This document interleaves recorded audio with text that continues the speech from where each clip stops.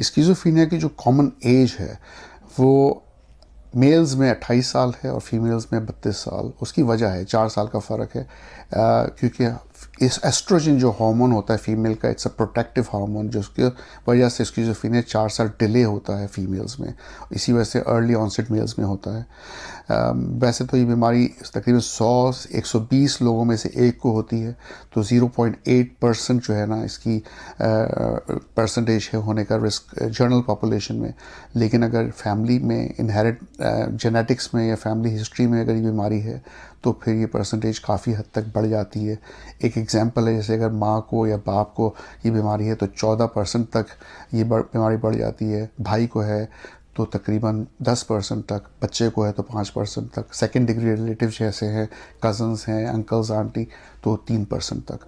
तो जैसे जैसे फैमिली में ये बीमारी दूर होती है परसेंटेज कम हो जाती है और फिर जनरल पॉपुलेशन में 0.8%।